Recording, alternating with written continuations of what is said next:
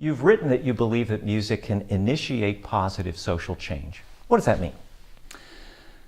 I do believe that, and I think that especially with ensembles, musical ensembles, there's this beautiful community, and people can come together around an important topic, and they can support each other, they can express meaning behind it, and I think that it's unique as far as a community because the art is involved in it. So there's this vulnerability, there's this openness, there's this desire to express that is one of the most powerful things in this world.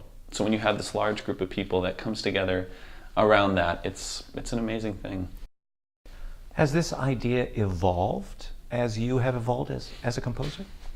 I think so. I think I've worked to try and figure out how I can do that. Mm-hmm. So I grew up in a family, my parents believed in helping other people, in being of service to others.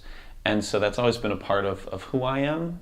And so it was a matter of how do I take that and pair it with my art in order to somehow create an opportunity for positive change.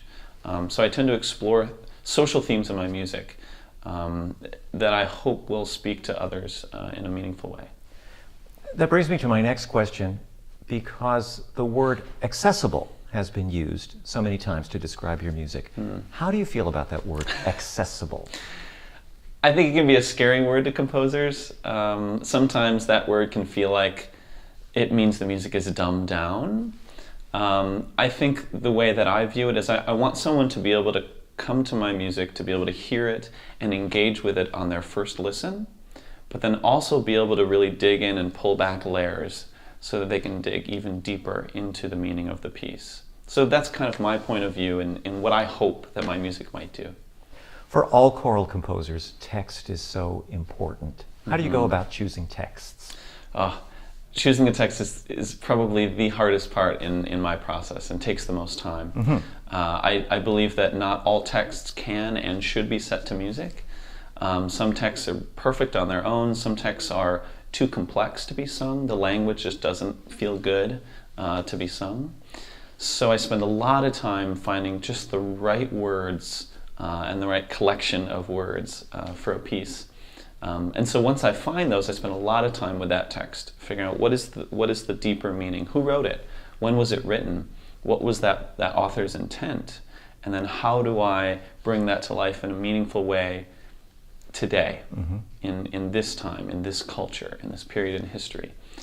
So I spend a lot of time improvising, just singing the words and finding what feels natural in the voice, finding just the right melodic material that I can use as the main element of the piece that then I can spin out and change and progress throughout the piece. This sounds like the best time to ask the question, how did you choose the text for my song, and what was the process of putting this piece together? Yeah, well, it was really about a celebration of singing.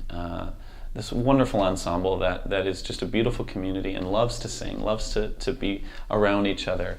And so I had these texts by Tagore that I've loved. Ancient poet. Yeah, who just has wonderful, wonderful words.